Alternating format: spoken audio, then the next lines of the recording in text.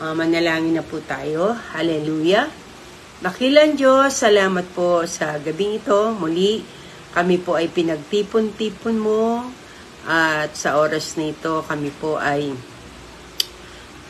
nagpapasalamat sa kalakasan at buhay na binigay mo po sa amin sa araw na ito. Salamat po, iningatan mo kami sa buong maghapon. At sa gabing ito, patuloy po namin dinudulog sa iyo. Mga kasama po namin sa bahay na wala pa sa aming kani-kaniyang tahanan. Kayo po mag-ingat at magbantay sa kanila. Ang dugo ng Panginoon Jesus ang tumaki po sa kanila. Iligtas mo sila sa anumang kapahamakan at panganib at makarating sila malawalhati sa kanilang mga tahanan na ligtas sa anumang gawa ng kaaway. Ang dugo ng Panginoon Jesus ang tumaki po sa kanila maging sa kanilang mga sasakyan. Lord, sa gabing ito, patnubayan mo po ang lahat ng makikinig. Tulungan mo makaunawa po ang bawat isa sa amin at patuloy na magturo ka ng sagana. Banal na Espiritu, ikaw ang aming perfect teacher. At sa gabing ito, patuloy po kayo magbigay sa amin ng karunungan, kaalaman, at patuloy na ang mga salita mo na aming matututunan ay ingatan namin sa aming mga puso at ito ay aming ganapin sa aming mga buhay sa araw-araw. Salamat po. Pagpalain mo po ang bawat isa na nakatunghay na at patuloy na nagnanasa na makaalam pa ng maraming bagay mo upang makilala ka pa namin ng lubusan, O Diyos. Salamat po sa iyo lang namin ipagkakaloob ang pinakamataas na papuri, pagdakila, pagluwalhati, pagsamba, ngayon at magpakailan pa man. Sa pangalan ni Jesucristo, na aming Panginoon tagapagligtas. Ito po ang aming dalangin. Lahat po tayo magsabi ng Amen, Amen, Amen, Amen. Praise God. Okay, magsimula na po tayo mga kapatid. Ang ating topic sa gabing ito ay patungkol sa talinghaga sa nawawalang tupa o Parable of the Lost Sheep, no? Talinghaga patungkol sa nawawalan tupa o tupang nangaliligaw, no? Okay, last Wednesday, ang tinuro ko po sa inyo is the parable of the sheep and goat, no? Tupa at ang kambing. In differences at yung spiritual na meaning nun, kung sino po ang mga tupa at mga kambing, no? So, at sa gabi ito naman ang ating pag-aralan patungkol sa nawawalang tupa. Alam nyo, meron isang awit na tagal lang naririnig ko yun mula nang makilala ko. Excuse me. Mula nang makilala ko ang Panginoon, yung papuri, isang awit sa papuri, no? Papuri singer ang umawit. Napakaganda po niya. Ang pangamagat po ay tupang ligaw. Malayo na naman, malapit na naman, dumating ang araw. Patungkol sa tupang ligaw. No? Dinidescribe po dun sa kanta na tayo po yung mga tupang nangaligaw. Na dati tayo po ay nawawala, dati po tayo po ay nagwawala, tayo po ay malayo sa ating shepherd o sa ating pastol, no? At sa gabing ito po ang ating pag-aaralan, the parable of the lost sheep, na hinango po natin sa Mateo, dalawang aklat po ito, Matthew 18, 10 to 14, at meron naman po ang ating pag-aaralan ay hinango po natin sa Luke 15, 4 to 7, no? Sa Lucas 15 at Mateo 18, nasulat po ang parable of the lost sheep. Pero ang kukunin po natin ay sa Luke 14 o Luke 15, 4 to 7. Basahin po natin Lucas 15, talatang 4 hanggang 7. Ganito po sinasabi, kung sino man sa inyo ay may 100 tupa at mawala ng isa, anong gagawin niya? Hindi ba't iiwan niya ang 99 sa pastulan at hanapin ang nawawala hanggang sa ito'y matagpuan? Kapag nakita na niya ang tupa, ay masaya niyang itong papasanin.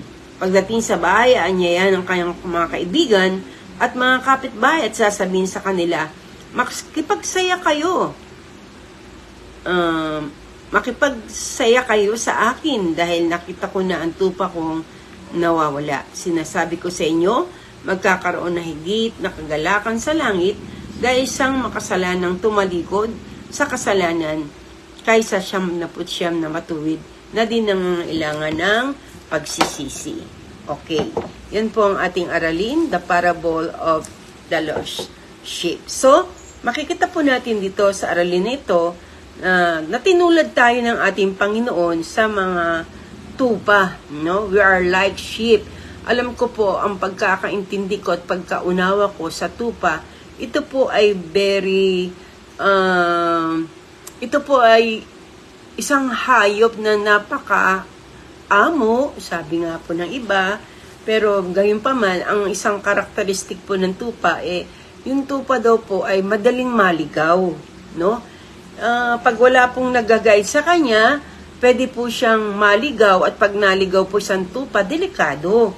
Kasi po, napakasarap po ng tupa at malaman po ang tupa na pag naligaw siya, pwede po siyang kainin ng mga oso, osong gubat, pwede siyang kainin ng mga wolf dog, no? Yung mga wolf dog, yung mga aso, oso, at yung mga babangis na hayop, no? Kaya po, hindi po dapat mawala ng pastol o shepherd ang isang tupa, no? Ganyan po ang tao, no? Ang tao po ay sabi nga po marupok, ang tao po ay madaling lumimot, sabi nga po sa isang kanta, no? Madali pong makalimot, madali pong mawala, no? So, ibig sabihin, tayo po daw po ay ginayo sa isang tupa, no? Pero sinasabi po dito sa talingangang ito, kung meron ka daw pong 100 tupa at mawala yung isa, ito po yung pinupunto, mawala yung isa sa mga tupa mo, ano daw po ang dapat mong gawin? Sabi po ng Panginoong Hesus, hindi ba't iiwan mo yung 99 at hanapin mo yung isang nawawala, no? Hanggang sa di ka titigil, hanggang sa paghahanap mo ay nakita mo na rin yung tupa mong nawawala na kahit napakatagal na oras ay maggugugol ka ng malaking oras at sandali para lang yung tupa na nawawala ay mahanap mo. At pag nahanap mo, magiging masaya ka. No? Sabi, kapag nakita mo na yung tupa, magiging masaya ka, papasanin mo siya, at pagdating sa inyong tahanan, aanyayahan mo yung mga kapitbahay mo at sasabihin mo sa kanila, makipagtuwa kayo sa akin dahil nakita ko na yung aking tupang nawawala. So, ibang kagalakan ang sumasa iyo kapag yung hinahanap mo ay masumpungan mo. No? At ang sabi ito, at ang sabi po sa Biblia,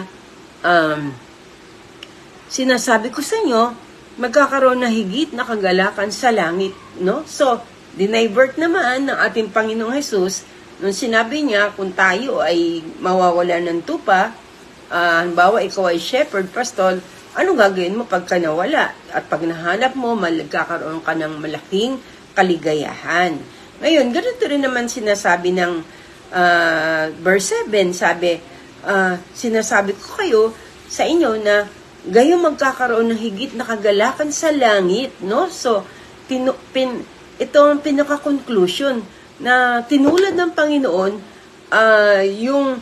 yung pagkahanap na isang tupang nawala dun sa langit na magkakaroon ng malaking kasiyahan pag meron daw pong isang makasalanan na tumalikod sa kanyang kasalanan at magbalik loob sa ating Panginoon.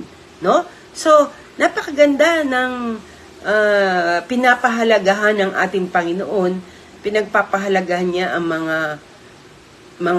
mga Kristiyano, ang mga tao na nakakilala sa Diyos, pero pinagpapahalagahan din niya kahit yung mga makasalanan, kahit yung mga tumalikod sa Panginoon, kahit yung mga matagal na nagkamali, nagkasala, pinagpapahalagahan ng Diyos na gusto ng Panginoon na muling masumpungan ang mga taong yon, no?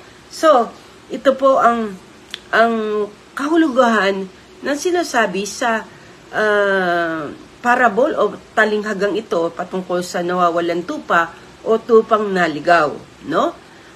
Ang isang tupa na wala sa kawan ay naliligaw, no? Parang ganito po na tayo po ay tayo po ay tinutumpok o ang tawag doon? Tayo ay inaano ng Panginoon para bang kagaya po ng mga inahing manok na tinitipon niya ang kanyang mga sisiw, no? Ayaw niyang maligaw.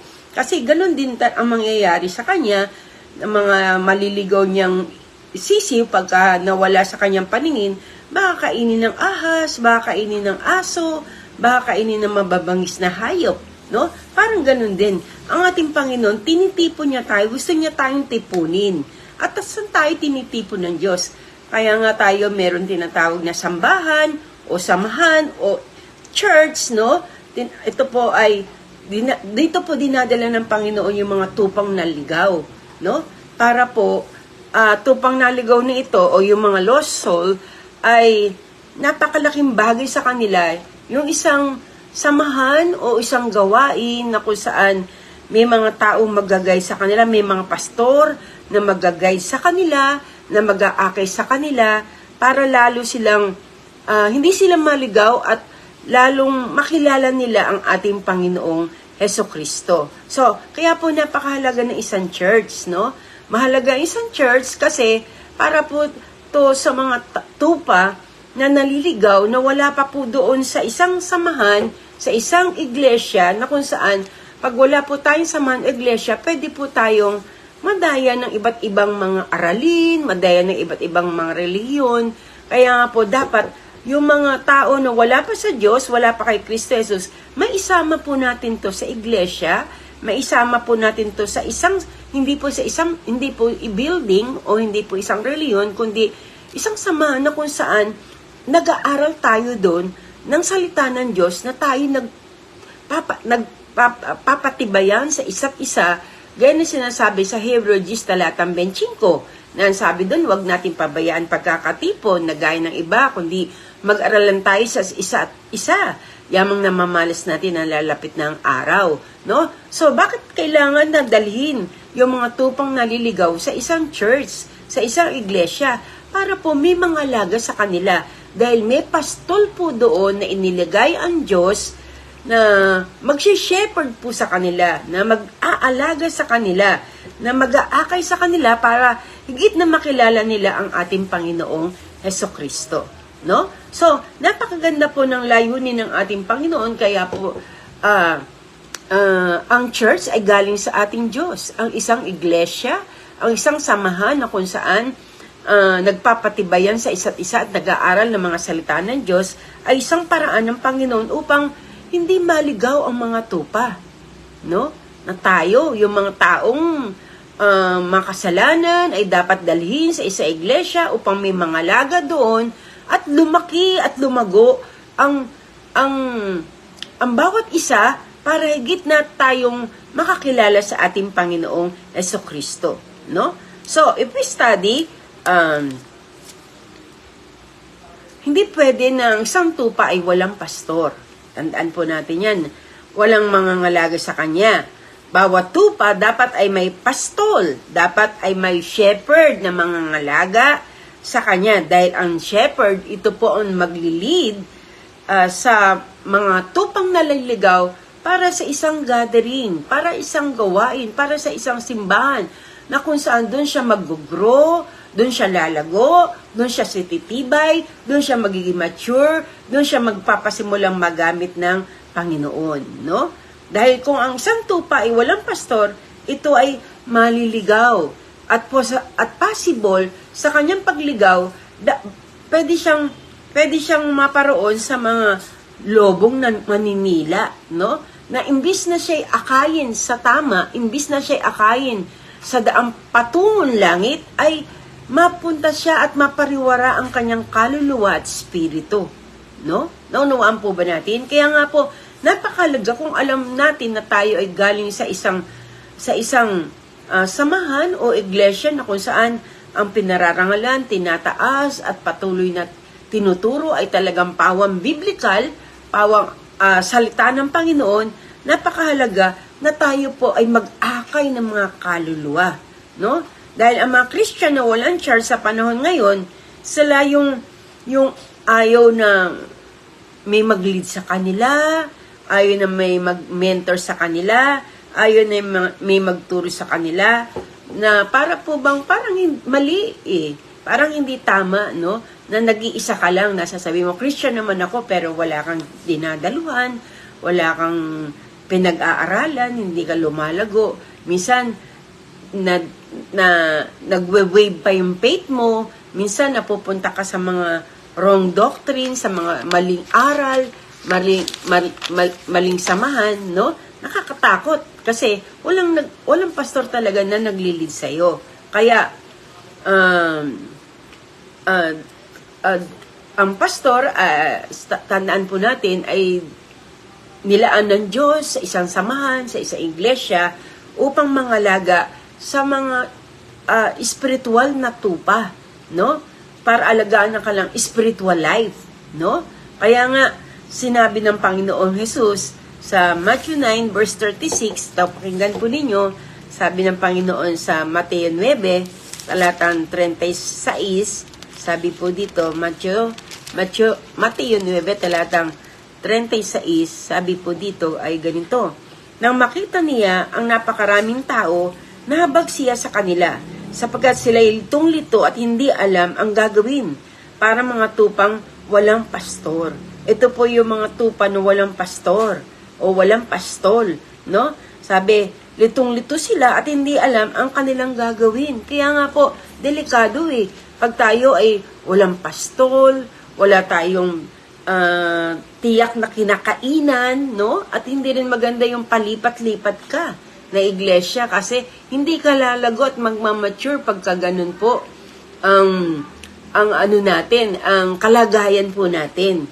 So, dapat meron kang tiyak na pastol o shepherd na kung saan doon ka lumalaki, doon ka nanginginain sa gawain niyon at doon ka lalago sa kalagayang spiritual sa iyong pananampalataya, no? So, hindi ka na magiging kaawa-awa, pero yung isang tao na wala siyang tiyak na pinupuntahan o wala siyang tiyak na dinadaluhan o iglesyang kung saan doon siya nakakakain talaga linggo-linggo ng salita ng Diyos, no? At meron siyang isang pastor, no? Kasi minsan, napakagulo pag ang daming mga pastor. Minsan, nagkakatalo-talo pa yung mga pastor. Buti sana kung yung mga pastor nila ay isa lang talaga yung mga tinuturo, no? Isa lang yung talagang pinananindigan na doktrina, no? Dapat nagkakasundo at nagkakaayos-ayos. Yun po yung maganda. Tiyak lalago ka talaga. Pero sakto na yan, kung ikaw ang pastor, ikaw talagang dapat magpakain sa iyong tupa. Hindi pwede na hiring, yung puros hiring, dami mong hinahire na mga pastor, na iba-iba, galing sa iba't ibang churches, na hindi mo naman alam kung talagang kailangan ng mga tupa ang pinapakain sa kanya. No? So, napakahalaga na dapat talaga na meron tayong tiyak na samahan, sambahan, simbahan, na kung saan pinangangalagaan ng isang shepherd, na kung saan pinapakain po kayo upang lumago at mag-mature mabuti ang bawat tupa na naroon. No? At yung mga tupang ligaw na dinadala doon ay maiingatan ng bawat pastor o bawat pastol na nilagay ng ating Panginoon. Tandaan nyo, na ang bawat tupa na dinala ng Panginoon sa isang iglesia ay galing sa Panginoon. Tayo bilang pastor at mga leader ay trabaho po natin na pangalagaan yung bawat tupa na binibigay ng ating Panginoon. It is my prayer, ako ay isang panalangin ko yan sa ating Panginoon na siya'y magdala ng mga tupa sa iglesia upang alagaan at pakainin ng bawat isa sa atin ang mga ginagamit sa preaching ministry at upang lumago yung mga tao makakilala sa Diyos. Kaya malaking kagalakan sa amin. Sa akin, marami pong nag-chat, marami pong nagsasabi na nakita ko po sa kanila yung ginawa ng Diyos. Minsan, nahihiya lang sila magpatotoo, pero ngayon, nabubuksan na yung kaisipan nila sa pagpapatotoo. Dito namin nakikita yung biyaya at habag ng Diyos sa mga taong ito na alam ko na ang Diyos ang nagdala sa kanila sa iglesia. Napakaganda ng kanilang mga patotoo. Kailan lang, merong isang kapatid na nag-chat sa akin na tahimik siya, hindi siya nag-share, pero nung time na yon nag-share siya sa akin ng mga patotoo kung gaano yung ginawa ng Diyos sa kanyang buhay.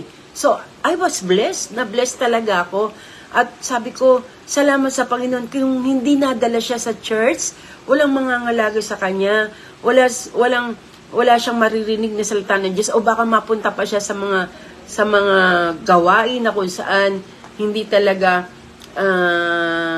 sa Panginoon hindi Panginoon ang niluwalhati, tinataas, at hindi talagang inaalagaan yung mga tupa. Sayang lang. Pero yun ang prayer ko, Lord, kung yung mga tao na nagnanais, nag-iibig na makilala ka ng lubusan, yung mga tao na nagnanais na sumunod sa iyo, yun po ang dalhin nyo sa church. At nakita ko na nga po yung mga bunga na yung mga taong yaon na lumalapit sa Panginoon ay may mga patotoo sa kanila ang Diyos. No? So, napakaganda. So, hindi mananatiling kaawa-awa yung mga tao na merong isang iglesia, may isang samahan na kung saan doon sila kumakain linggo-linggo at doon sila lumalago ang kanilang pananampalataya. No?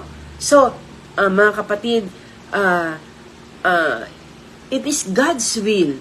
Ito ay kalooban talaga ng Panginoon na tayo ay mayroong isang sambahan, may isang samahan na kung saan nakikita natin inihahatid tayo ng mga pastor doon sa ating Panginoong Jesucristo. At dito tayo lumalaki, lumalago, tumitibay ang ating pananampalataya. Magstay tayo doon, no? Magstay po kayo doon. At kung nariyan na po kayo, magpagamit po kayo sa Panginoon, mag-share po kayo, mag-akay po kayo ng mga kaluluwang, mga tupang ligaw na mailapit pa po natin sila sa ating Panginoon, no? So, isa sa napakahalagang aral na tinutumbok ng parable na ito na talinghaga patungkol sa mga tupang ligaw ay yung kahalagahan po ng mga kaluluwa. Ang Panginoon ay tunay na nag-iibig sa mga kaluluwang napapahamak. No? Sabi nga, si Jesucristo ay naparito upang hanapin ang mga nawawala. No? So kaya nga handa niyang iwan yung 99 na mabubuti o yung mga taong disciple na nakakilala na sa kanya upang hanapin yung mga nawawala. At si Jesus ang nagdadala ng mga nawawalang tupa sa isang iglesia. Kaya gayon na lang yung desire natin, mga kapatid, mga kapwa ko manggagawa sa iglesia. Talagang magtrabaho tayo. Nasain po natin na ingatan at alagaan yung mga kaluluwang ito na dinadala ng ating Panginoon. Alam ko na ito po ay katugunan ng ating mga panalangin na magdala ng mga kaluluwa sa iglesia. Kaya katungkulan po natin na alagaan ang mga ito, no? At ang sabi, in-emphasize ng ating Panginoong Jesucristo na lubos na kagalak-galak kapag ka ang isang nangawawala o ang tupang nangawawala ay muling masumpungan, no? So mga kapatid, mag-akay pa po tayo ng mga kaluluwa. Yung mga kaluluwang naliligaw, yung mga dati nang dumadalo pero nag-backslide sila, hindi na sila dumadalo, yung mga inimbitahan yung matagal na at hindi na nakakadalo, anyayahan yung muli, puntahan nyo po, magbigay kayo ng panahon sa kanila, i-chat po ninyo, tawagan po ninyo, o dalawin ninyo sa kanilang mga tahanan, magbigay po tayo ng halaga. Alam nyo, sipag na po ni Satanas sa mga araw na ito. May nabasa ko kanina, mayroong nag-send sa akin na sa China, meron po pala ngayon ginawa silang Holy Bible na translate nila sa kanilang sariling wika, na kung saan sinasabi po doon sa Bible ng Chinese Holy Bible na sinasabi nila, pinakikilala nila yung kabaliktaran na si Jesucristo ang ginawa nilang murderer, na si Jesucristo ang ginawa nilang liar, na dapat talagang alam natin na si Satanas ang siyang sinungaling, si Satanas ang murderer, no? Pero ganun pong ginagawa nila, kasinungalingan, no? Nakakatakot yung ginagawa nila. Kaya sinasabi sa Revelation 22 na wag natin dapat dagdagan o bawasan ang sinasabi sa salita ng Diyos, no? So, pinaniniwala nila yung mga tao doon sa China na pangit ang imahe ng ating Panginoon Jesucristo, which is wrong. Maling-mali po yun. Si Jesucristo ay hindi magnanakaw, si Jesucristo ay hindi mamamatay tao, si Jesucristo ay hindi sinungaling. But the devil is a liar, he is a thief, he is a, sabi nga sa John 10, ang kanyang objective is to steal, to kill, and to destroy. Kaya wag po tayong maniniwala, no? So, tayo po, alam natin na double time si Satan, na ginagawa niya sa mga araw na ito, nalinlangin ng marami mga tao, paniwalain mga tao, na pinapaniwalan niya ang mga tao na si Jesus ay masama, na tayo naman, ikalat natin sa buong mundo. Si Jesucristo ay tagapagligtas, ang tanging tagapagligtas. Ikalat natin sa buong mundo na si Jesus ay mabuti, na si Jesus ay dakila, na si Jesus ay tapat. Patuloy po tayo mag-anyaya ng mga tao na naliligaw ng landas, no? Natitiyak ko, I assure you, brothers and sisters, na sila ay lalapit natin sa Panginoon, na dadali natin sila sa paanan ng ating Panginoong Jesus. Kung dadali natin sila sa mga church na kinabibilangan natin, kahit hindi lang po sa Jesus the True Light Church, hindi lang po Jesus the True Light Church ang iglesia ng ating Panginoon. Marami pa po na tunay na iglesia dito sa Pilipinas, sa buong mundo. Akayin po natin sila doon para may mag-alaga sa kanila, may mag-pray palagi sa kanila, may mag-alaga sa kanila na lagi silang masumpungan sa mga gawain ng Panginoon na patuloy na sinusunod ang ating Panginoon, no? Dahil ito ang kalooban ng Diyos na lubos ang kagalakan ng ating Panginoon at ng mga nasa langit kung merong mga magsisising makasalanan sa harapan ng ating Panginoon, no? So, nire-remind lang tayo ng talinghaga na ito kung gaano ka-precious, kahalaga sa ating Diyos, sa ating Panginoong Jesucristo, ang bawat kaluluwa, no? Precious sa harapan ng Panginoon, napakahalaga sa harapan ng Diyos, sa harapan ng ating Panginoon Jesus, ang bawat kaluluwa, mga makasalanan, lalo na ang mga makasalanan. Gustong-gusto ng Panginoon na akayin ng mga taong ito sa Kanya, na mga taong ito ay may mag-alaga, may magbantay, may magpalakas, may manalangin, may magpatibay sa mga taong ito. At sino po ito? Tayo yung 99 sheep na nakakilala na sa Kanya, no? So, hindi lang siya concerned sa greatest sa kingdom of God, kundi maging yung mga tao na mga makasalanan.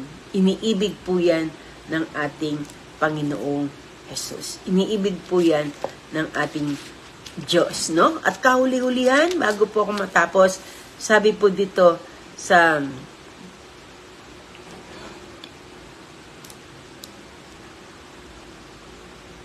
sabi diyan sa verse 14 ng Matthew 18 verse 14, gayon din naman, hindi ayon sa kalooban ng inyong Ama na nasa langit na mapahamak ang isa sa maliliit na ito, no? Hindi kalooban ng Diyos na mapahamak ang mga tao, no? Kaya nga